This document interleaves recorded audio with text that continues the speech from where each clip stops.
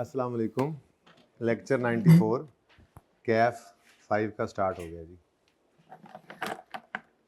अच्छा जी, वादे के मुताबिक फाइनल अकाउंट्स बिल्कुल नहीं करेंगे।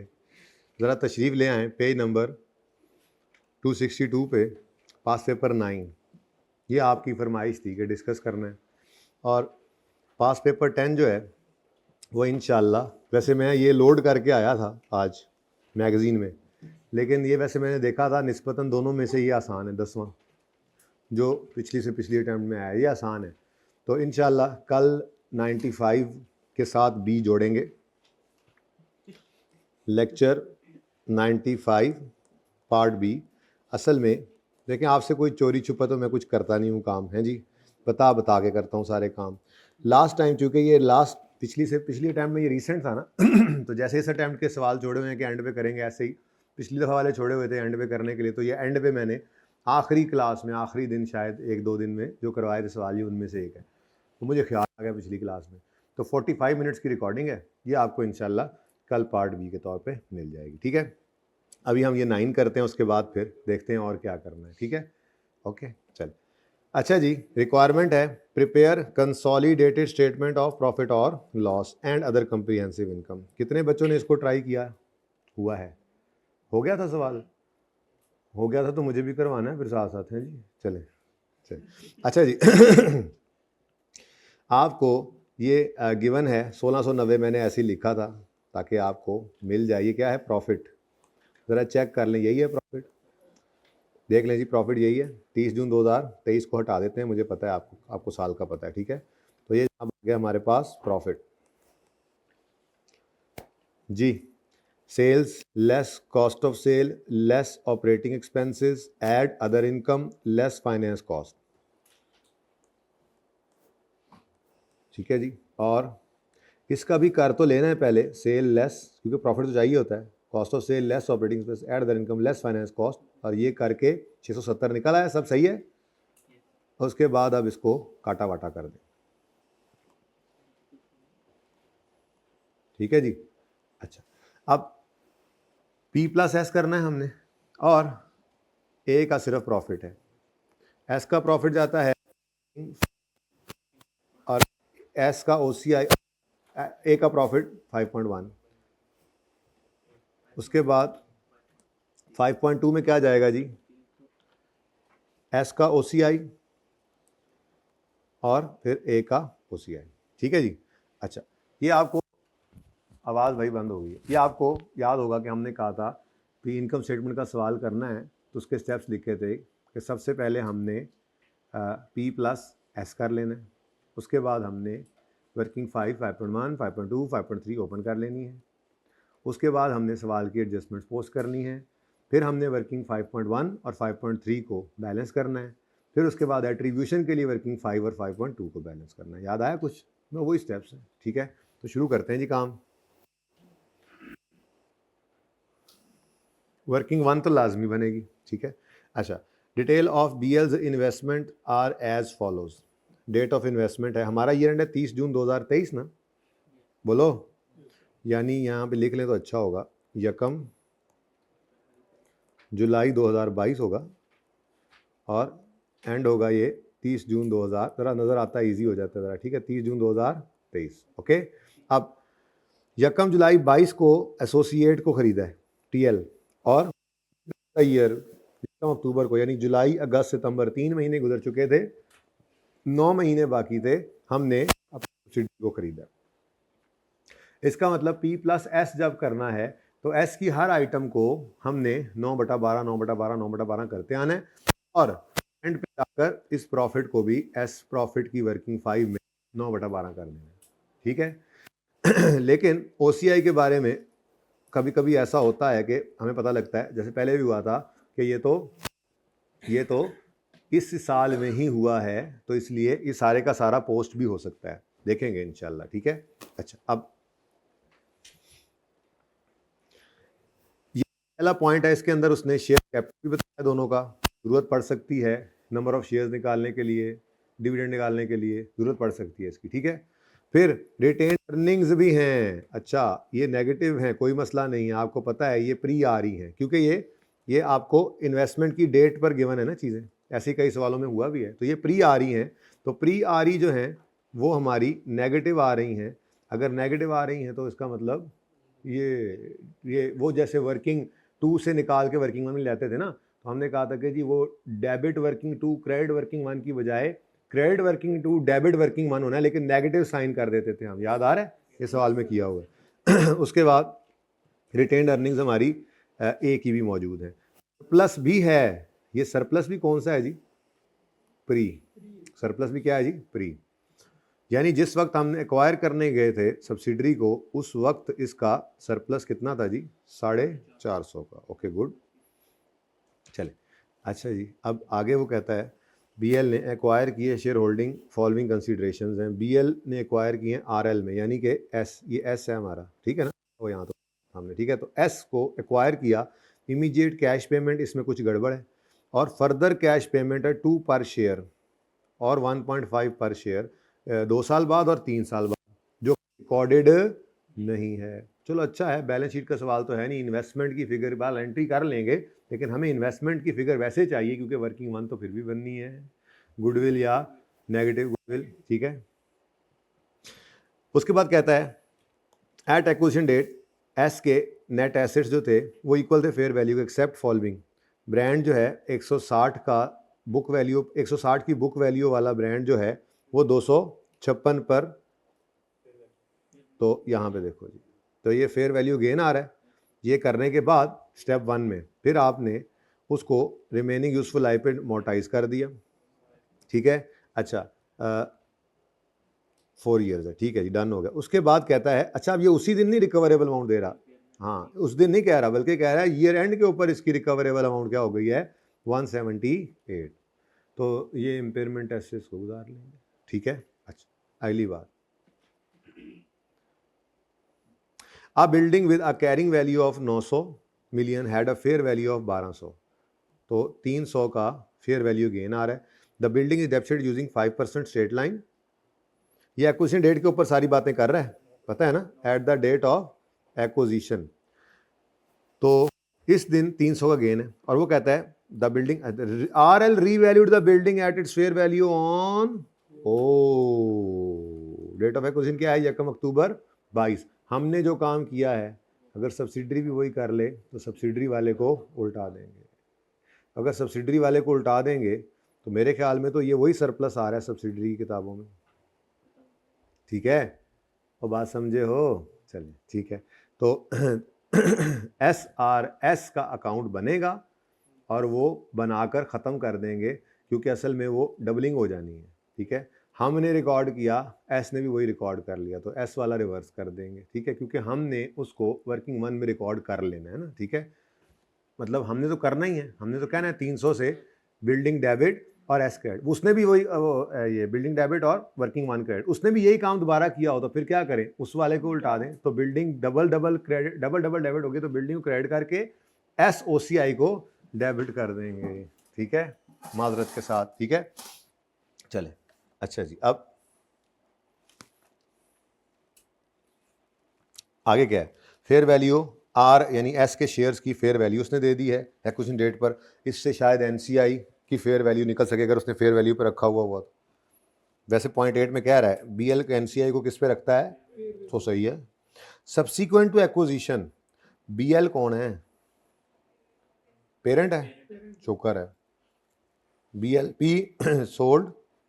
P sold goods to S, P to S है, ठीक है जी, तो आसान है, कर लेंगे फिर देख लेंगे। BL यानी पेरेंट ने एक्वायर किया था शेयर होल्डिंग इन TL को बाय ट्रांसफरिंग इस land having carrying value of 600 million and fair value of on that date. अच्छा हमने सब्सिडी में ये एडजस्टमेंट पड़ी थी, एसोसिएट के लिए भी तो वैसे ही है। सब्सिडरी के अंदर इसकी एंट्री थी इन्वेस्टमेंट फेयर वैल्यू पर डेबिट, बिल्डिंग कैरिंग अमाउंट पर क्रेडिट और गेन CRE में, याद आ रहा है बैलेंस शीट के सवाल के हिसाब से देखें तो, या अदर इनकम कह लें, ठीक है। तो यही काम इन्वेस्टमेंट इन एसोसिएट के लिए भी है। शेयर्स खरीदे हैं तो इन्वेस्टमेंट इन एसोसिएट डेबिट, पे कैश किया है नहीं कैश, अच्छा वो सारी चीज़ें एसोसिएट केस में भी हो सकती हैं, लैंड दे दिया तो कैरिंग अमाउंट क्रेडिट और अदर इनकम क्रेडिट, ये तो होना चाहिए था, लेकिन वो कह रहा है इन्वेस्टमेंट टीएल ने रिकॉर्ड की हुई है, ओहो थोड़ी सी गलती है, कोई बात नहीं, सही कर लेंगे, अभी करते हैं इंशाल्लाह। आगे तो कुछ भी नहीं है। टीएल कौन है भला? एसोसिएट है, अच्छा sorry. TL paid dividend, parent ने उसके डिविडेंड का अपना शेयर, क्योंकि ये पेड था, वो ना भी लिखता तो हमें पता है, ठीक है, पेड है तो रिकॉर्डेड है, तो पी ने इसके डिविडेंड का अपना शेयर रिकॉर्ड किया हुआ होगा, तो अदर इनकम में से माइनस कर देंगे। बीएल मेजर करता है एनसीए को fair value of income expenses evenly unless के बता दे, और डिस्काउंट रेट 17% है जहां यूज करना पड़े। इस सवाल में क्या मसला था, आपको होना नहीं चाहिए था। चलें बिस्मिल्लाह करते हैं। आप लोगों ने फंसा तो लिया ही आज मुझे इस सवाल में, कुछ और कर लिया होता हमने अच्छा भला। तो जनाब पास पेपर कौन सा है जी? 9, 10 इंशाल्लाह कल आपको मिलेगा। अच्छा जी, पास पेपर 9 नाम है इसका, क्या नाम है? टीएल ग्रुप लिख लूं? पीएल पीएल बीएल, अच्छा बीएल ग्रुप, बड़ी मेहरबानी जो आपने बताया मुझे। BL group consolidated statement of comprehensive income for the year ended 30 June 2023। अच्छा, अब यहां तक इनकम स्टेटमेंट आ जाएगी। अप्रोप्रिएशन की भी जगह छोड़ लेते हैं। अप्रोप्रिएशन यार देखते हैं कहीं कर ही लेंगे, क्या ख्याल है? अप्रोप्रिएशन तो आप घर पे भी कर लेंगे, क्या ख्याल है? मैं जा रहा था, असल में यहां पे तो आ जानी है मेरी वर्किंग 5 एस प्रॉफिट और वर्किंग 5.1 ए प्रॉफिट,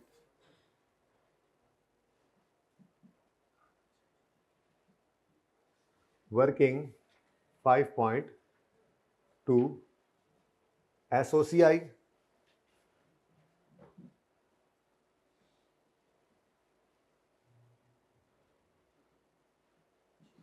और पता नहीं बचेगा या नहीं बचेगा, और वर्किंग 5.3 एओसीआई। अब ए के हर आइटम में आपको पता है हमने परसेंटेज लगा देनी होती है, ठीक है। अच्छा से अच्छा ही हो गया, कुछ दिन बाद आया से, ज़रा भूला भूला सा लग रहा था, ज़रा याद आ जाएगा ना कुछ, ज़रा टेस्ट भी बदल जाएगा, टेस्ट भी बदल जाता है ना। आई 37 पढ़ के, फाइनल अकाउंट्स पढ़ के थके हुए थे आप लोग, है ना जी? भूला ये पर 16 उसका बेटा समरीज पढ़ो, उसको रिवीजन प्लान में कर लेना, बाकी देखेंगे रिसेंट टाइम वाला सवाल तो करेंगे ही जाहिर एंड पे जाके। अच्छा जी, चलें जी, अब शुरू करें जी काम। P प्लस एस करते जाते हैं, ए तो है कोई नहीं, और फिर प्रॉफिट्स को पहुंचाते हैं, ठीक है। तो जी फरमाइएगा, सेल्स है, सेल्स P प्लस एस बताएं। 3900 प्लस 2480, फिर जी कॉस्ट ऑफ सेल्स है 1980 प्लस 1660, फिर जनाब जीपी आ जाएगा। उसके बाद ऑपरेटिंग एक्सपेंसेस लेस करेंगे जी 500 प्लस 620, नेक्स्ट अदर इनकम है 420 प्लस 100। आपको पता है ये कौन सा सवाल चल रहा है? ओके, मैंने कहा जरा चुप चुप है जी। फाइनेंस कॉस्ट 150 प्लस 60, उसके बाद जी नहीं, उसके बाद share of profit from associate, ना भूलिएगा, share of profit from associate, ये हमें मिला करता है वर्किंग पॉइंट, ठीक है जी। इसके बाद हम पहुंच जाएंगे इंशाअल्लाह प्रॉफिट पे। टैक्स है कोई नहीं, तो यही प्रॉफिट हमारा एट्रीब्यूट होने के लिए फिर जाएगा, ठीक है। तो यहाँ पे करके हमारा प्रॉफिट आ रहा होगा, उम्मीद बड़ी है यहाँ तक आ जाएगा, ठीक है। उसके बाद अदर कंप्रीहेंसिव इनकम है, जिसके अंदर हम रीवैल्यूएशन सरप्लस का चेंज लेंगे, और फिर नीला आइटम इधर भी आएगा, तो change revaluation, change in revaluation surplus change लिख देते हैं, revaluation surplus change G P plus S 120 plus 300। ए तो है ही नहीं ना, लेकिन ए का शेयर तो है, तो शेयर ऑफ ओसीआई फ्रॉम ए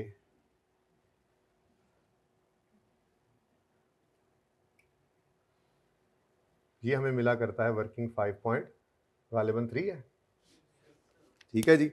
यहां से हमारे पास OCI का टोटल आ जाएगा और फिर इन दोनों का टोटल मिलकर बन जाएगा टोटल कॉम्प्रिहेंसिव इनकम, ठीक है जी। ये तो हो गया जनाब। अब थोड़ा सा प्रॉफिट्स को भी पहुंचा देना रहा, ये वर्किंग 5 में और ये वर्किंग 5.1। तो एस प्रॉफिट्स कितने हैं जी? 240। लेकिन एक मसला था ना, 9/12 तो करना भूल गए, वहां तो अभी हो सकता है, यहाँ पे इधर लिख दोगे तो फिर काट के लिखना पड़ेगा। और दूसरा क्या है कि ए प्रॉफिट ये 670 है, इसको ब्रैकेट में क्यों लाया हूं? इस पे परसेंटेज लगानी, ठीक हो गया। अब 9/12 सारे आर पर, RL पर, यानी सारे एस पर 9/12 कर दें, ठीक है जी। 9/12, 9/12, 9/12, 9/12 और 9/12। लेकिन इस पे 9/12 नहीं कर सकते क्योंकि ये किस दिन उसने सरप्लस रिकॉर्ड किया इस साल में?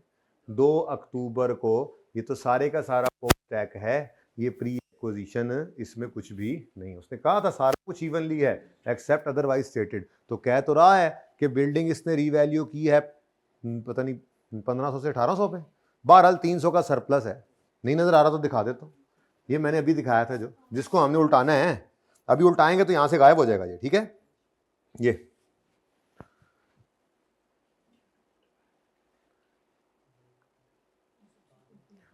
900 से 1200 सही है, चले।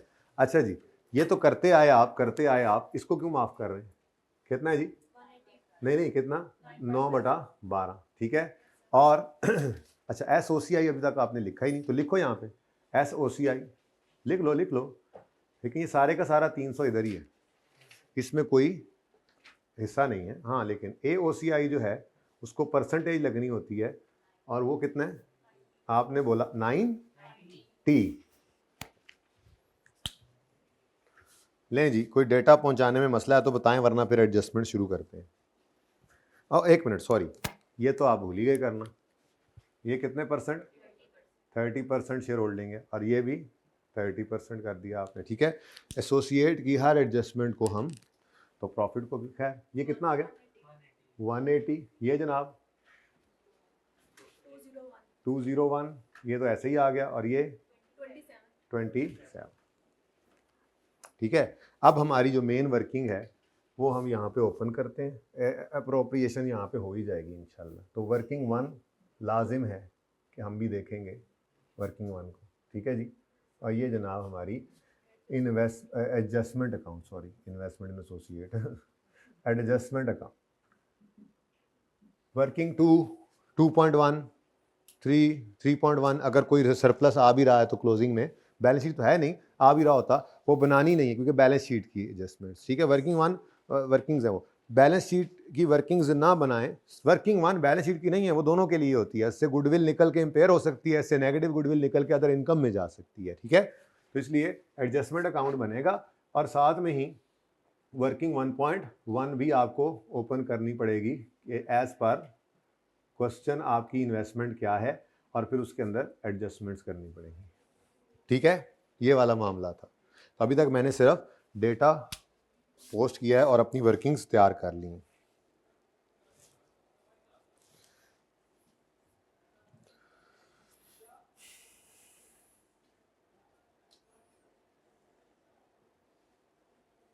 जी, अगर आपकी इजाजत हो तो काम शुरू करें।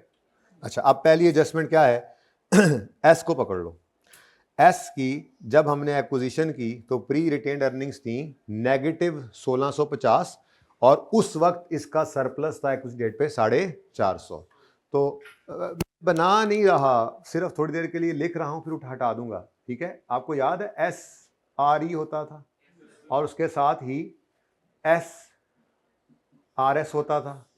ये क्लोजिंग यहां पे आता था, जो कि मुझे पता नहीं है इस वक्त बैलेंस शीट डेट पे कितना है। लेकिन प्री का ट्रीटमेंट क्या होता था? प्री यहां से निकलकर वर्किंग 1 में जाते थे, याद है? वही काम करना है, वो दोनों गिवन है। इधर देखो, 1 अक्टूबर 22 पे रिटेन्ड अर्निंग नेगेटिव 1650 है, तो इसका मतलब इसकी एंट्री बनेगी इधर की बजाय, यूं कर रहे थे हम, इधर की बजाय इधर आ गया 1600, लेकिन वो इधर जाने की बजाय इधर नेगेटिव, तो शेयर कैपिटल की जगह छोड़ दी हमने, कहीं से अल्लाह करेगा मिल जाएगा। कहीं से क्या मिला हुआ है? रिटेन्ड अर्निंग्स ये कौन सी हैं? प्री, कितनी है जी? 1650। ठीक है, सही हो गया, याद आया कुछ? और प्री सरप्लस 450 इधर, और ये आ गया सरप्लस। तो अब जब हम सरप्लस डेट ऑफ एक्विजिशन पे रिकॉर्ड कर चुके हैं सारे का सारा, तो इसमें से बिल्डिंग का ये दोबारा कौन होता है रिकॉर्ड करने वाला? चले, खैर ये प्री आ रही, कुछ तो आ गया ना, कुछ तो आ गया। चले, अच्छा अब चलें जी, अब आगे ये नहीं, शेयर कैपिटल भी ले लो ताकि इसको ना पूरा ही उड़ा दूं मैं, बस 75% अब याद रखना है, बाकी इसमें से क्या रह गया? शेयर कैपिटल जो 6000 है यहां पर लिख लें 6000। ठीक है, ओके, को मसला तो नहीं चल रहा है? सही। अच्छा, अब आ जाए जी पॉइंट नंबर, अभी पॉइंट 1 में सिर्फ मैंने सब्सिडरी को फड़का दिया है, एकदम से कंफर्टेबल फील कर रहे हैं आप, वरना फाइनल अकाउंट में तो मसले आ रहे हैं ना। शर्म करो, कहाँ मसले आ रहे हैं? हाँ, ये 37 में मसले थे, डूब मरो ये बात करने से पहले। तो यानी कि मुश्किल वही था जो गुजर गया है, अब तो आसानी ही आसानी है। IFRS 15 भी बहुत ज़बरदस्त स्टैंडर्ड है, मेरा तो बहुत फेवरेट है, मेरे फेवरेट स्टैंडर्ड में से एक है। आपको चलते फिरते नज़र आएगा ना जो स्टैंडर्ड, ठीक है, मज़ा आ जाएगा जी। नहीं यार देखो, अभी तक मैं हमेशा आपको बोलता था कि मुश्किल स्टैंडर्ड कोई नहीं है, कोई मुश्किल था? मुश्किल IFRS 16 ही था, है ना, वो पहला था, इसलिए उसके बाद आपको आदत होगी।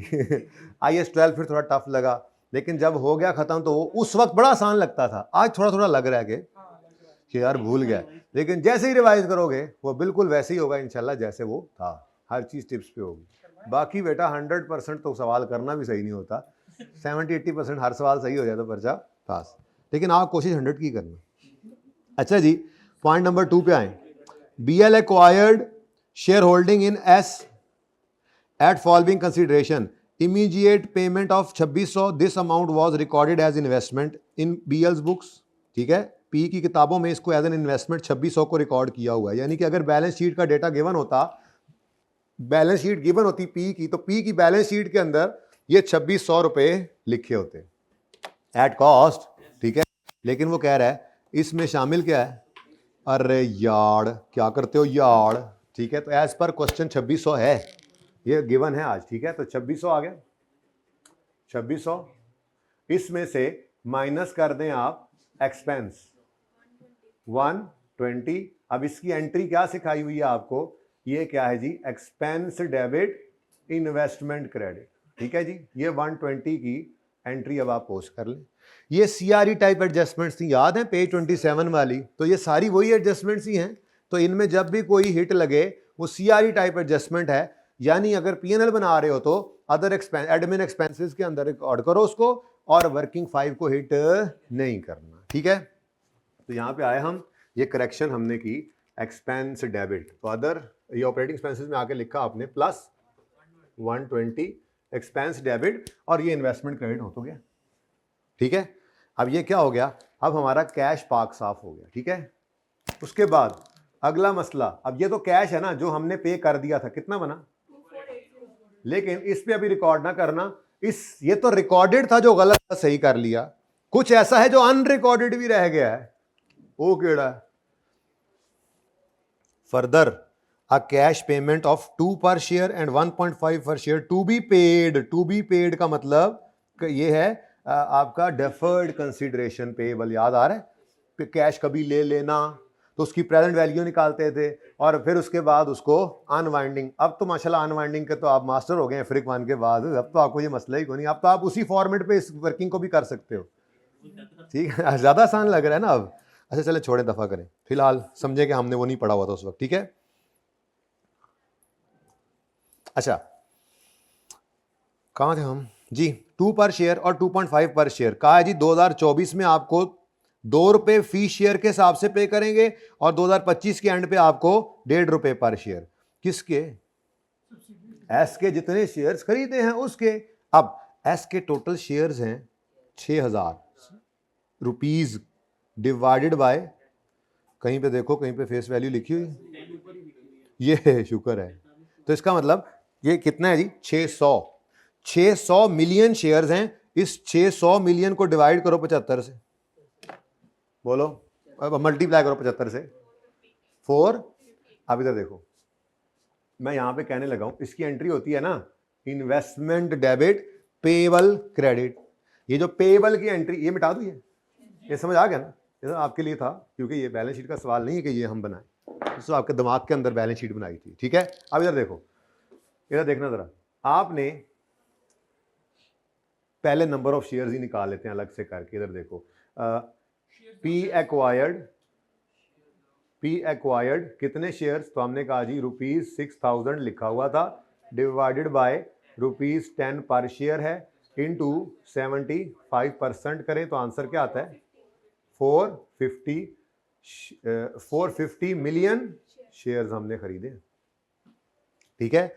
अब ये 450 मिलियन शेयर्स के हिसाब के ऊपर हमने कहा है ये 2480 तो पकड़ो ना, और आज है 1 अक्टूबर 2022, ऐसा ही है ना, जब खरीदने गए, तो 30 सितंबर 2023 पे नहीं, 30 दिसंबर 2024 पे हर शेयर के बदले ₹2 देंगे। एक मिनट, कितने शेयर्स, 450 मिलियन, हर शेयर के बदले, लेकिन ये कब, तो 1.17 था ना, रेज़ टू पावर -2, लेकिन ये तो अभी एक हिस्सा बना, अब वही इसी को खराब करी जा रहा है, मतलब अब है बात करने वाली। ले जी, उसके बाद 450 इंटू 1.5, कॉपी पेस्ट भी नहीं हो सकता, थोड़ा इधर ले आए, अगर आपकी वर्किंग ना खराब हो। ले दोबारा से इधर, 450 मिलियन शेयर्स हैं, हर शेयर के बदले ₹2, लेकिन ये 2 साल बाद हैं, तो इसको 2 साल पीछे बुलाओ, प्लस फिर 450 पर शेयर 1.5 देंगे, और ये 3 साल बाद देंगे, तो इसको 3 साल पीछे बुलाएं। तो ये जनाब आपकी इन्वेस्टमेंट डेबिट वाली अमाउंट आ गई, कितना, 1079। आगे क्या है, ये राउंड ऑफ करके बताया ना, चलो 120 माइनस, ये मैंने फिगर सही लिखी है जी, चलो लो जी, एडजस्टमेंट कर ली, वन नोट की भी अपनी मौजें हैं जी, कॉपी पेस्ट कर लिया होता अब तक। अच्छा जी, ये ले जी, अब देखो बेटा जी, ये हो गई इन्वेस्टमेंट की कहानी खत्म। इन्वेस्टमेंट कितनी है, 355, यानी जो वर्किंग वन में आपकी इन्वेस्टमेंट इन एस जानी है वो 3559 है। इसकी कहानी इससे आगे नहीं है, ये ले जाओ इधर 3559, तो इन्वेस्टमेंट इन एस आ गई वर्किंग 1.1 से। लेकिन ये तो आपने अभी पहली एंट्री पास की है, जो कि क्या है, इन्वेस्टमेंट डेबिट पेएबल क्रेडिट 1079। अब इसको साल के एंड पे क्या करना है, अब इसका इंटरेस्ट जो है वो इन्वेस्टमेंट को नहीं छेड़ता, वो तो बाद में सीआरई टाइप एडजस्टमेंट थी। सीआरई नहीं है तो पी का प्रॉफिट मौजूद है ना, फाइनेंस कॉस्ट है ना, वहां पे डाल देंगे, और वर्किंग 5 को हिट नहीं करेंगे, ठीक है। तो दूसरी एंट्री इसकी क्या बनेगी, इंटरेस्ट एक्सपेंस डेबिट। अच्छा, अब ये मैंने ना सवाल आपको करना सिखाया हुआ है, याद है, ये जगह मैं छोड़ देता था और कहता था इस सारी कहानी में से आपने ये वर्किंग यहाँ पे करके इन्वेस्टमेंट की फिगर निकाल ली ना, अब बाकी सारी कहानी में आपने सिर्फ क्या करना है, इंटरेस्ट की वर्किंग वहाँ कोने पे शो करके डायरेक्ट लिख देना है। लेकिन चलो अभी ज़रा पुराना हो गया था, तो मैं ज़रा फिर रिवाइज ऐसे कर रहा हूँ। अच्छा तरीका नहीं है ऐसे लिखना जैसे मैं आज आपको फिर लिखवा रहा हूँ, ये तो बुरा तरीका है, आप लोगों की बुरी आदतें पड़ जाती हैं आपको, ठीक है ना जी। तो भाई सही है, आपने ये तो सिर्फ आपको रिवाइज करा रहा हूँ, आपने ऐसे नहीं करना, आपने ये बस कर लिया, दिमाग में ये एंट्री कर ली, पेबल पड़ा, पेबल को ग्रो कराना है तो उसकी एंट्री होती है इंटरेस्ट एक्सपेंस है payable credit. Payable balance sheet में वो बना नहीं रहे, सिर्फ एक्सपेंस यहाँ कोने पे याद है, छोटी छोटी वर्किंग वो निकाल के आपने फाइनेंस कॉस्ट में ऐड करना, और वर्किंग 5 को हिट नहीं करना, पर्चे में ऐसे ही करना, ओके, और ठीक है। तो इंटरेस्ट एक्सपेंस डेबिट और पेबल क्रेडिट, हाँ जी, कितनी लायबिलिटी है, इनटू,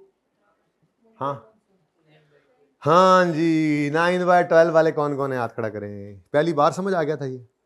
देखें ये लायबिलिटी ग्रो हुई है 1 अक्टूबर 2022 से 30 जून 2000 सॉरी हाँ 1 अक्टूबर 2022 से 30 जून 2023 तक, और हमारा ईयर एंड हो गया।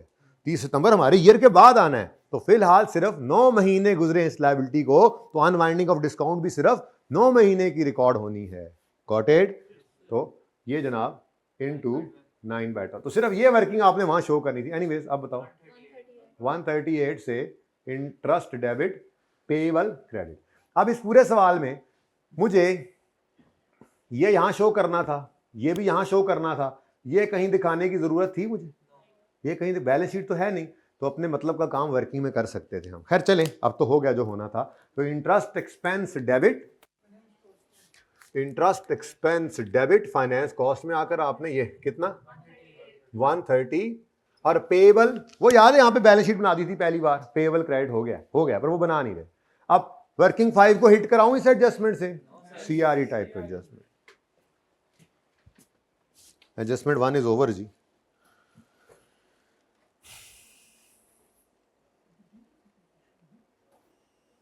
चलें जी आगे। नेक्स्ट, अ ब्रांड जो कि एक इंटेंजिबल है, उसकी अच्छा पढ़ के आओ। At the date of acquisition carrying value of assets net assets were equal to their fair values. वो तो यहां से पता भी लग रहा था, लेकिन जो यहां पर पता नहीं लग रहा ये उनकी बात अब कर रहा है। यानी इस 450 में के अलावा भी कुछ हैं जिनकी शायद वो रीवैल्यूएशन मॉडल पे नहीं रखते होंगे इंटेंजिबल को, ये PPE होगा। जो पड़ा है वो तो उन्होंने खुद बता दिया कि ये जो कोई कह रहा है कि सबकी fair value book value fair value के बराबर है, मतलब फेयर वैल्यू पे ले गए होंगे बाकियों को, इसके बारे में कह रहे हैं कि ये बराबर नहीं है, तो ये आपको करना पड़ेगा। ठीक है, तो फिर एक ब्रांड है जो 160 से उठाकर लेके जाना है आपने, तो पहली ये वर्किंग 8 कह दूं इसको मैं, वैसे ही जरा दिल कर रहा है, वैसे आपने नहीं करनी, आपको तो डायरेक्ट काम अब आदत पड़ गई है। तो इंटेंजिबल को बढ़ाओ, अब ये जरा डायरेक्ट कर लो, इंटेंजिबल एसेट डेबिट, ये यूं कर लो ना 256 माइनस 160, ठीक है, कितने से? इंटेंजिबल डेबिट और revaluation surplus in working 1 credit. ठीक है, अब ये हो गया तो अगला काम तो होगा, ये तो होगा, डेप्रिसिएशन अमोर्टाइजेशन तो होगी। यार बड़ा टाइम ले रहा है ये सवाल, क्यों ले रहा है इतना टाइम? इसका बनता था इतना टाइम। चुप। अच्छा जी, अब इसके बाद अमोर्टाइजेशन एक्सपेंस डेबिट और इंटेंजिबल एसेट क्रेडिट। अब ये जो है 96 को डिवाइड करें आप, कितने हुए ये 4 years, तो ये आ गया जनाब आपका, बोलें 4 इंटू डेट ऑफ एक्विजिशन क्या है 1 अक्टूबर 22 और कंसोलिडेशन डेट क्या है 30 जून 23, तो कितने मंथ्स 9/12। ठीक है जी, तो ये आ गया कितना 18। ठीक है जी, अब intangible debit surplus in working 1 credit कर दोगे। इंटेंजिबल डेबिट बैलेंस शीट में होना, वो तुम्हारे सामने है नहीं। ठीक है जी, तो सही है।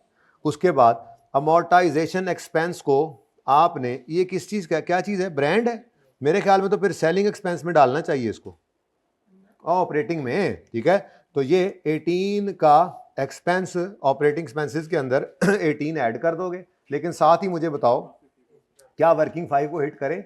जाहिर है एस के एसिड्स हैं, तो साथ ही हिट वर्किंग 5, यानी कि इसका हम क्या कहा करते थे, हम कहा करते थे ऐड करो 18 इन ऑपरेटिंग एक्सपेंसेस, वो एक्सपेंस लिखा हुआ है ना उधर।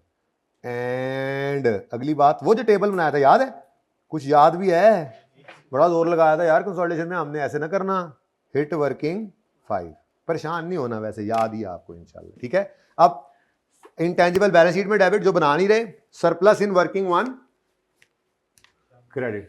ठीक है जी, तो रीवैल्यूएशन सरप्लस जी 96, ये ना लिखो प्री, परेशान करता है, ये सरप्लस ऑलरेडी गिवन था, वैसे प्री ही होता है। ठीक है, और ये भी प्री ही होता है, लेकिन ये रिकॉर्डेड नहीं होता, रिकॉर्ड कर रहे होते हैं। ठीक है, बहरहाल ये क्या है जी, ब्रांड है, लिखो यार, फर्क नहीं पड़ता।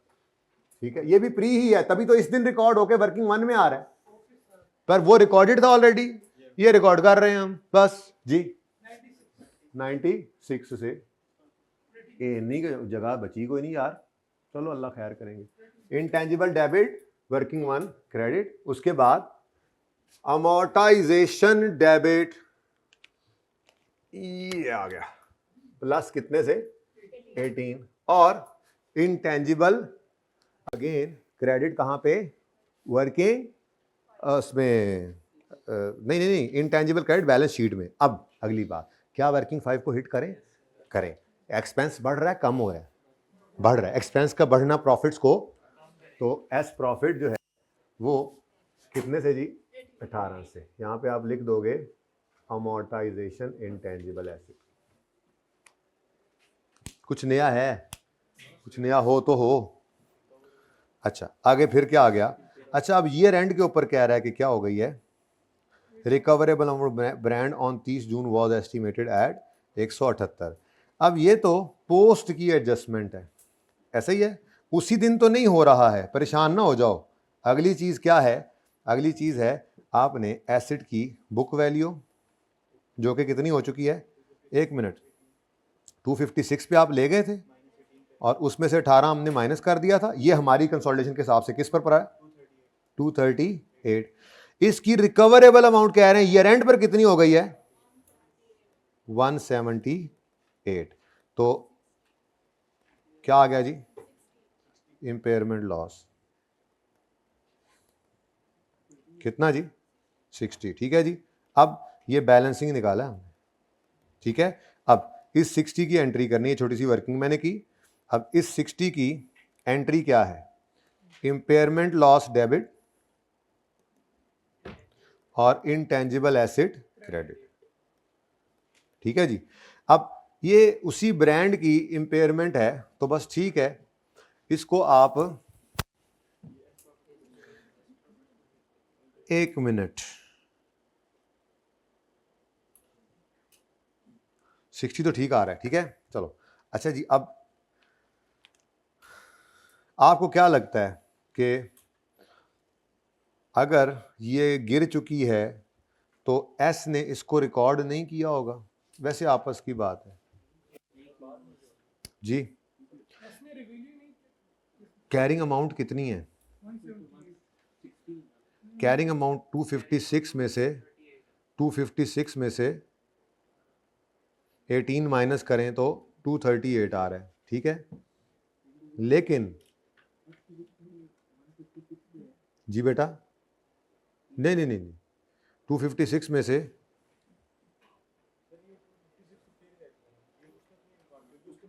बिल्कुल सही कह रहे हैं, मैं भी यही सोच रहा हूँ, ठीक है जी जी जी, कि आपके पास ये 160 से फेयर वैल्यू 256 पे चली गई थी किस दिन? 1 अक्टूबर 2000।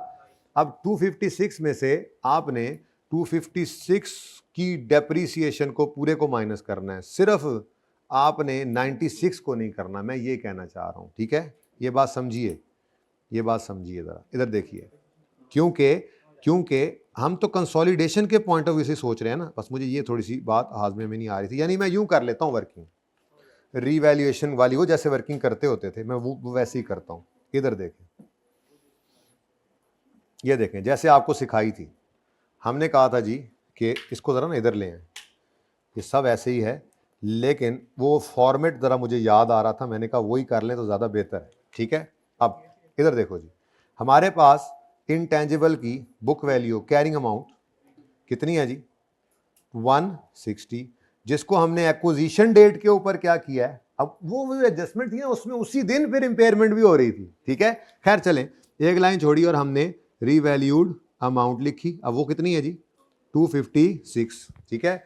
और ये जो सरप्लस आया है 96 का, इसको हमने कहाँ ले जाना है? इसको वर्किंग वन में लेके जाना है, क्योंकि ये एक्विजिशन डेट पे आया, ठीक है ना।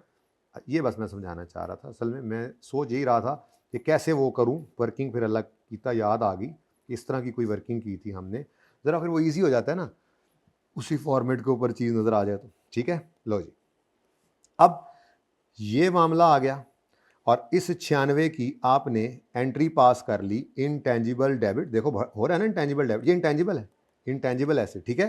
तो इनटेंजिबल एसेट डेबिट हुआ, ये जनाब हमारा है 1 अक्टूबर 2000 22 पर इंटेंजिबल है, और इस दिन इसकी रीवैल्यूड अमाउंट भी इसी दिन है, यकम अक्टूबर 22 पर। ओके डन, बोलो। अच्छा, अब ये जो इस दिन यकम अक्टूबर 22 पर इसका सरप्लस आया है, इसको हम उठाकर ले गए वर्किंग 1 में, इंटेंजिबल डेबिट। और ये एक मिनट, तुम इधर आ जाओ यार, हमने ऐसे किया था तुमने। अच्छा, अब जो सवाल हमने किया था ना, उसमें क्या था, इसी दिन यकम अक्टूबर 22 पर ही रिकवरेबल अमाउंट भी आ रही थी, याद है? और हमने कहा था जी वो लेट से वो है 256 है या 260 है, और कुछ भी नहीं आया था, और वो जीरो हो गया था, दूसरी एंट्री की थी, याद आ रहा है? अब वो मामला नहीं है, ठीक है। अब ये वाला इंटेंजिबल 31 यकम अक्टूबर 22 से 30 जून 23 तक पहुंचा है, और वहां पे फिर इसकी क्या हो रही है, इंपेयरमेंट टेस्टिंग। तो लेके आओ, अमोर्टाइजेशन इसकी करो, ये पूरे 256 की, 256 डिवाइडेड बाय 4 इंटू 9/12, जी बोलो, 48। बेसिकली ये 96 तो हमने अपने और उसके फर्क की डेप्रिसिएशन चार्ज की होती है ना, कि उसने कॉस्ट पे तो रखा ही होता है, हम इसको रीवैल्यू करके ले जाते हैं, तो फिर फर्क की डेप्रिसिएशन चार्ज करते हैं, सिर्फ गेन को पकड़ते हैं, ठीक है ना। लेकिन अब एसिड को लाकर इंपेयरमेंट टेस्ट से गुजारना है, तो एसिड को लेके आओ, 48 से माइनस किया, आंसर क्या आ गया, 208। ये 208 जो है, ये अब आपकी कैरिंग अमाउंट है, और ये कैरिंग अमाउंट किस दिन की है, 30 जून 2023 की। इस दिन कंपेयर करना है हमने इसको रिकवरेबल अमाउंट से, तो रिकवरेबल अमाउंट इस दिन कितनी है, तो कम तो है ना, इसका मतलब ये राइट डाउन होगा, तो रिवाइज्ड कैरिंग अमाउंट आ गई, रिवाइज्ड सीए, जो कि हमारी क्या होगी, रिकवरेबल अमाउंट। अगर ये एसेट इंपेयर ना हो, मतलब अगर यही रिकवरेबल अमाउंट जो है ये लेट से होती 210, तो क्या करते, बोलो, 208 की बजाय, 208 बुक वैल्यू है ना, अगर रिकवरेबल अमाउंट जो अभी हम दिख रहे हैं ये क्या होती, 210, तो हम 208 भी रहने देते, कोई इंपेयरमेंट लॉस ना होता, ठीक है। लेकिन ये तो आ गई है मुई 100 हुई, तो 30 रुपए का क्या आ गया, इंपेयरमेंट लॉस। लेकिन अब ये पोस्ट एक्विजिशन है बेटा, इंपेयरमेंट लॉस बैलेंसिंग, इसको वर्किंग 1 में ना ले जाना, ये खूबसूरती थी बस इस एडजस्टमेंट की, ठीक है। तो क्या ये एक्विजिशन डेट पे है, ये मामला एक्विजिशन डेट पे हो रहा है, देखो नहीं, एक्विजिशन डेट पे नहीं हो रहा है, चलो जरा इसको स्मार्ट ना कर लें थोड़ा सा, ये ऐसे लें जी। तो ये आपकी 96 की एंट्री आई एक्विजिशन डेट पर, और उसके बाद इसकी अमोर्टाइजेशन आई, मामला हल हो गया।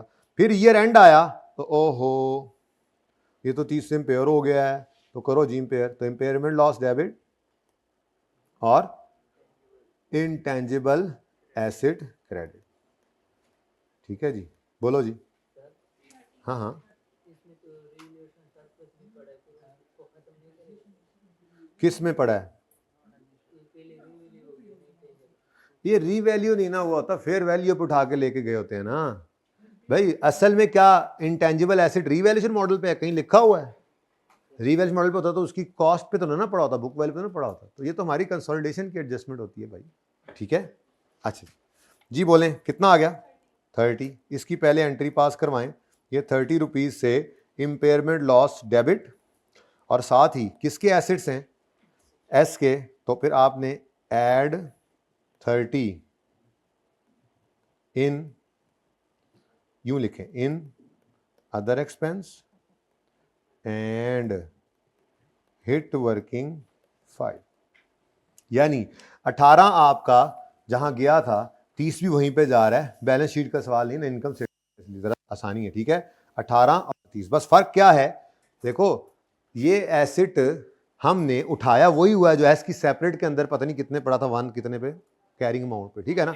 तो जब उसको उठा के ले आए 200 समथिंग पे, तो बस अब हम उसी के साथ ही खेल रहे हैं, कंसोलिडेटेड फाइनेंशियल स्टेटमेंट्स के हिसाब से देखते हुए हमने पहले उसको एक्विजिशन डेट वाले गेन लॉस को कहां पे रिकॉर्ड किया, वर्किंग 1 में, और उसके फौरन बाद अगला काम कहां शुरू हो गया, ये पीएनएल के अंदर, ये पीएनएल के अंदर, ठीक है। इसका दूसरा तरीका भी हो सकता था शायद जैसे आप सोच रहे हैं, पर मेरा नहीं ख्याल, ये आसान वे है, इसी में ही चलेंगे, इससे ही फायदा होगा।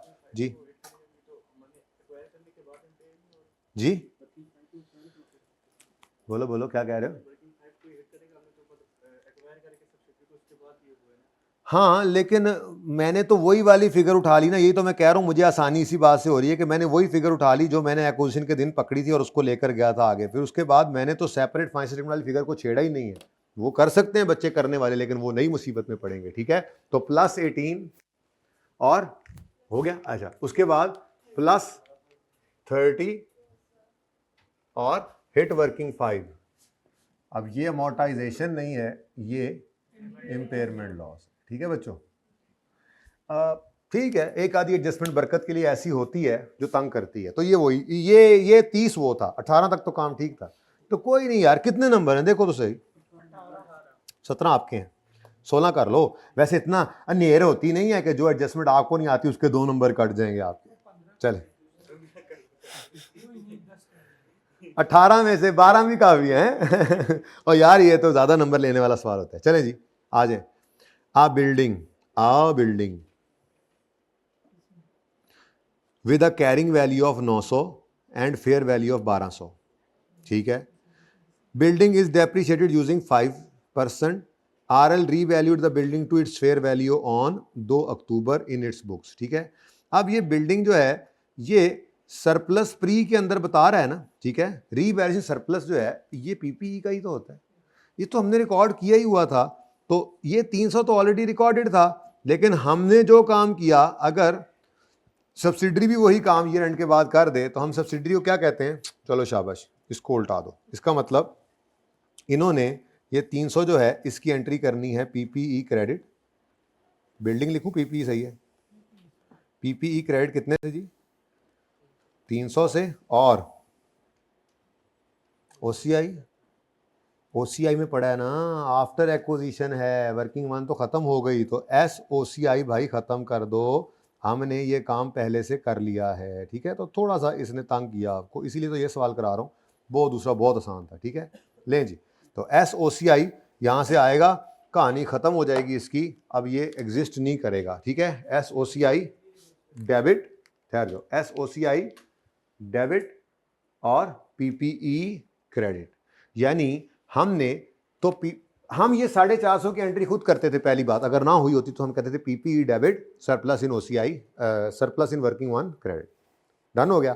फिर अगर एस ने भी वही किया होता तो हम कहते थे चलो तुम उल्टाओ, हमने कर दिया रीवैल्यू, तुम 2 दिन बाद एक्विजिशन के फिर कर रहे हो, तो वही काम हुआ पड़ा है। हमने ऑलरेडी प्री वाला सरप्लस तो ले लिया, तो 2 दिन बाद, 1-2 दिन बाद उसने भी वही काम दोबारा कर दिया, उसके सरप्लस में वही तो नजर आ रहा है, हमने फिर उसको क्या कर देना है? उल्टा देना है। अब ये एंट्री पड़ी, ये एसओसीआई, यानी कि बेसिकली ये अकाउंट ही नहीं बनाना चाहिए था।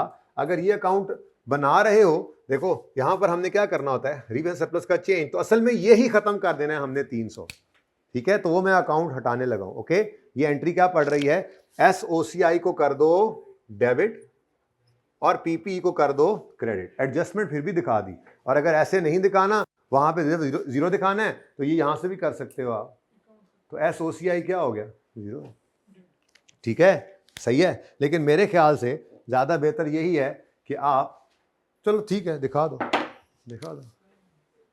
ये क्लोजिंग फिर जब बनेगा एंड पे, ओसीआई को क्लोजिंग जाता है ना, तो वो भी हमारा कुछ भी नहीं होगा। ठीक है, ये मैंने ओसीआई खत्म कर दिया, ओसीआई डेबिट, एसओसीआई डेबिट और पीपीई क्रेडिट। जो काम हमने एक्विजिशन डेट पर किया, सब्सिडरी अगर वही काम एक्विजिशन डेट के बाद कर ले तो हम उसे क्या करेंगे? यार वो कह रहा है एट एक्विजिशन डेट, एक मिनट, net assets were equal to when fall with following. हाँ, बिल्डिंग जिसकी कैरिंग अमाउंट 900 थी, उसकी फेयर वैल्यू 1200 थी। अब हमने इसको पहले रिकॉर्ड तो करना है, सॉरी, ठीक है, तो पहले इसको रिकॉर्ड कर लो। ठीक है, चलो जी, आई एम सॉरी, हमने जो काम किया ही नहीं वो बेचारे से कैसे रिवर्स करा रहे हैं। पहले एंट्री कराओ, PPE debit surplus in working one credit. ये जो काम हम एक्विजिशन डेट पर कर चुके, ये बात तो पूरी ऐसे हुई, मुझे लगा शायद हो गया। लो जी, जो काम हम एक्विजिशन डेट पर कर चुके, अब PPE debit surplus in working one credit, वही काम सब्सिडी 2 दिन बाद कर दिया, वापस करो, तो वो कर दिया उसने डेबिट। तो ये एसओसीआई डेबिट और पीपीई क्रेडिट। ठीक है, तो यहाँ से भी ये गायब हो जाएगा, यहाँ पे नजर नहीं आएगा। तो अगर आपकी इजाजत हो तो मैं यहाँ से हटा ना दूँ, यहाँ से हटा ना दूँ, ठीक है, ज्यादा बेहतर है कि ये यहाँ पर नजर ही ना आए, क्योंकि इसकी एडजस्टमेंट मैंने वहां शो कर तो दी है कि SOCI 300 जो था वो खत्म हो गया। ओके, ठीक है। बिल्डिंग की कैरिंग अमाउंट उसने कुछ बताया इसका 5% है। अब मुझे बताओ कि अगर हमने पीपीई को क्रेडिट कर लिया था, यानी जो काम हमने किया, हमने क्या किया, पहले इधर कराओ, हमने जो किया पहले वो कराओ, PPE debit surplus in working one credit. ठीक है जी, हमने जो काम किया, अब देखो ना अजीबो गरीब, कितने से सब्सिडरी ने वही काम कर लिया अगले दिन, तो सब्सिडरी वाले को क्या कर दिया हमने, रीवैन सरप्लस इन OCI डेबिट करके पीपीई को हमने क्रेडिट किया, सब्सीक्वेंट टू एक्विजिशन है। ठीक है ना।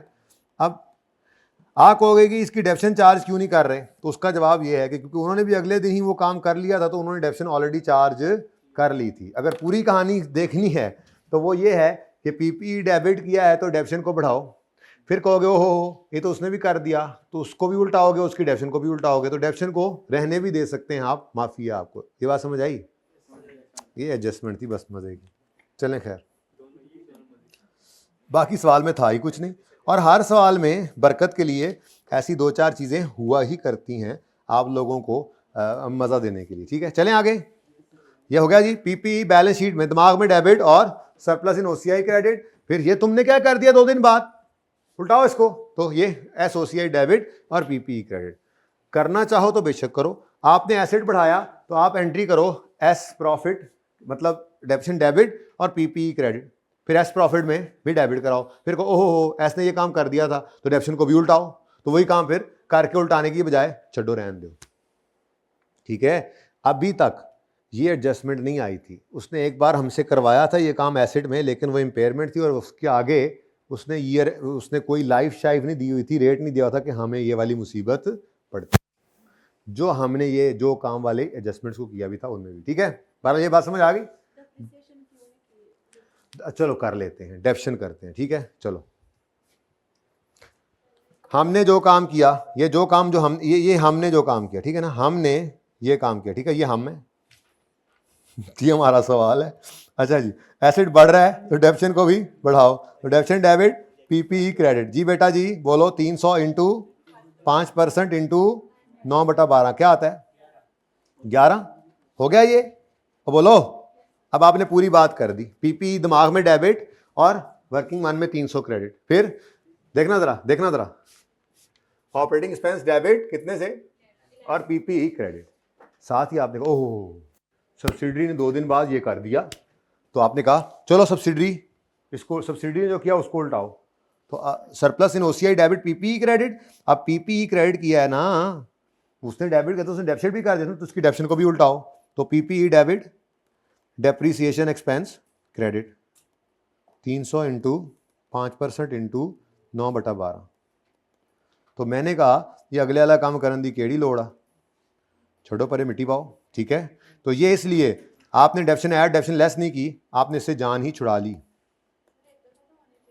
तो बेटा दूसरी बार खत्म भी होनी चाहिए ना, तो आप कर दें एक दफा, क्या मतलब, ये दोनों ही सही हैं अपनी अपनी जगह पे।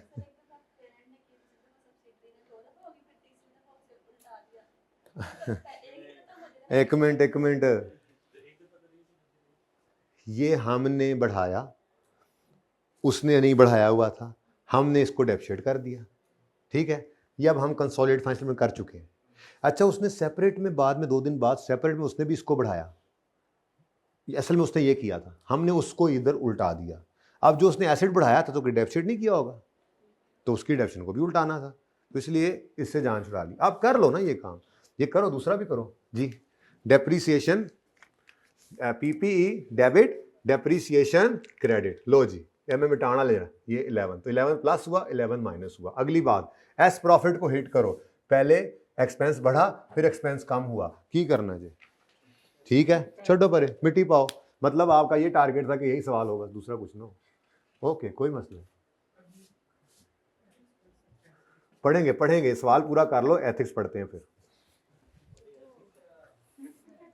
Yes of course. आपने वो लेक्चर रिवाइज कर लिया था? करना था ना?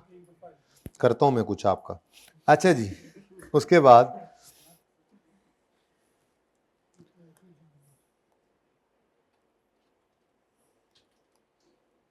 ये इंपॉर्टेंट एडजस्टमेंट थी, बाकी तो मेरे ख्याल में कोई इतनी खास चीज नहीं थी। Fair value of R shares इतने हैं। अब मैं तो कहता हूं अगर ये आ ही गई है एडजस्टमेंट तो इसके साथ इसको भी उड़ा दो, 4 और 8 को। क्या मतलब?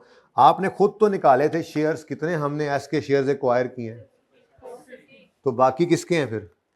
ऐसे ही निकाले थे। तो एनसीआई को फेयर वैल्यू पे रखना है तो मैं यूं कर लेता हूं जी, टोटल कितने थे? बल्कि यूं ही कर लो, यूं ही कर लो, ₹6,000 डिवाइडेड बाय ₹10 इंटू 25%। ठीक है जी, ये आ गई हमारे पास एनसीआई के शेयर्स की अमाउंट, क्वांटिटी। ठीक है, अब इस दिन एस के एक शेयर की प्राइस क्या थी बाजार में? 8.5। तो ये जरा बहुत छोटी राइटिंग हो गई है, पता नहीं किसी को नजर आ रहा होगा, किसी को नहीं। तो एनसीआई को किस पे रखना है जी? Fair value. NCI fair value पर है तो जी 6,000 रुपीज छोड़ो, 6,000 डिवाइडेड बाय 10 इंटू 25%। ये जो नंबर ऑफ शेयर्स आए इसको 8.5 से मल्टीप्लाई करें, 1। ये इधर डेबिट और एनसीआई के अकाउंट में क्रेडिट, जो बना नहीं रहे हम। ठीक है, वर्किंग फोर भूल गया तो मैं working four. Subsequent to acquisition. अच्छा एक मिनट, इस एडजस्टमेंट नंबर 4 या 8 ने कहीं हिट तो नहीं करना एस प्रॉफिट को? एस प्रॉफिट को ये दो एडजस्टमेंट हिट कर गई हैं अभी तक। उसके अलावा इससे पहले वाली सीआरई टाइप ने हिट नहीं किया था, और ये तो अभी एनसीआई है। अब गुडविल देखेंगे, उसकी इंपेयरमेंट है तो फिर वो हिट कर सकती है, और अगर नेगेटिव गुडविल हुई तो वो तो वैसे ही ऐसा है, वो सीआरई टाइप है, नेगेटिव ही है। अच्छा ठीक है भाई, सस्पेंस तो क्रिएट करने दिया करो। अच्छा जी, subsequent to acquisition P to S है 500 मिलियन की चीजें, जिसमें 160 मिलियन का प्रॉफिट था। लो जी, कोई जगह है वर्किंग दी? जगह बड़ी कहाँ? उधर है जगह? हाँ उधर है जगह, लेकिन फिर कुछ इधर कुछ उधर। एक तस्वीर बना लेंगे ना यहाँ पे, फिर सही है। एक तस्वीर यहाँ से बना लेंगे ना, वर्किंग 9 वर्किंग 10 जी। एस टू पी है, पी टू एस है? P to S. ठीक है जी, सोल्ड 500 मिलियन, सोल्ड 500 मिलियन। आगे वो कहता है कितने गया? P sold goods at sale price of 500 generating a profit of 160। इससे हमारा वो प्रॉफिट परसेंटेज निकल आता है, पता है ना? 80% of these goods were sold by S to its customer. उसने जिस पे भी किया हमें उससे क्या, आपस का प्रॉफिट ये नहीं है। ठीक है, तो 30 जून 23 से पहले 80% बिक गई। तो मसला क्या है? अनसोल्ड कितनी है? अनसोल्ड कितनी है? 500 का 20%, कितना? 100। अच्छा अब इधर देखो, हमने तरीका निकाला हुआ है कि अगर मार्कअप मार्जिन मिसिंग हो तो क्या करना है। देखो ना, छोटी छोटी चीजें सीखी हुई थी आपने। तो 160 प्रॉफिट है, इसको सेल से डिवाइड कर दो, मार्जिन आ जाएगा। नहीं समझ आई? मार्जिन कितना है? मार्जिन 500 की चीजें बेची हैं और 160 उस पर, तो प्रॉफिट ओवर सेल। कहो तो मैं वो ओपन करके दिखा सकता हूँ जहां सिखाया था मार्कअप मार्जिन, दिखाऊं? अगर इसको कॉस्ट से डिवाइड करेंगे तो मार्कअप आएगा, सेल से डिवाइड करेंगे तो मार्जिन आएगा जी। मार्जिन की परसेंटेज क्या है जी? 32%। ठीक है जी, तो हम कहेंगे जी कि अनसोल्ड के ऊपर जो प्रॉफिट है, वैसे तो आप 160 का भी 20% करें तो काम हो जाता है, क्या ख्याल है? हो नहीं जाएगा? चलो छोड़ें जी। अनसोल्ड का प्रॉफिट है तो 100 को डिवाइड करेंगे आप, मार्जिन है 100 से, मल्टीप्लाई करेंगे 32 से। आंसर बताएं। तो अगर आप ज़रा ट्राई तो करें 160 को 20% से, क्योंकि अनसोल्ड, सोल्ड में से अनसोल्ड 80% है, तो सोल्ड के अंदर जो प्रॉफिट की परसेंटेज थी वही प्रॉफिट का परसेंटेज भी बन जाती है ना, जो कि पड़ा होगा अनरियलाइज। खैर चलें छोड़े, 32 आ गया ना, 32 की एंट्री करो। हाँ जी 32 की एंट्री करो जी, 32 P2S है। तो अब ये असल में बैलेंस शीट का सवाल है नहीं, वरना बैलेंस शीट के सवाल के अंदर हम CRE डेबिट करते थे। यहाँ पे तो हम क्या करेंगे, यहाँ पे हम क्या करेंगे, इनकम स्टेटमेंट है तो deduct 500 from sale and cost of sale. नहीं सही है, नहीं गलत है, डिवाइड बाय मार्जिन। हाँ वो सेलिंग प्राइस है, cost plus profit is equal to cell.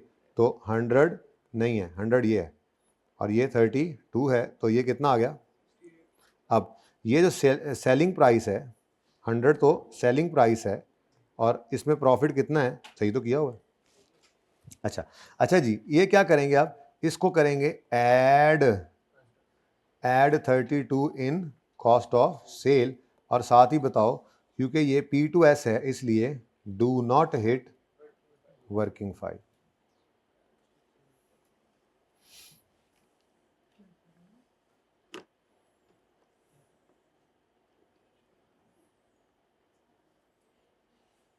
जी सही है, तो ये करवा दो, मुफ्त के नंबर है। पार्ट 2 नहीं शुरू किया अभी तक हमने। ओ नो, ओ नो, अब तो फिर 4:15 तक क्लास जाएगी। ना ना ना ना ना ना ना। अच्छा चलो पार्ट 2 फौरन शुरू करो।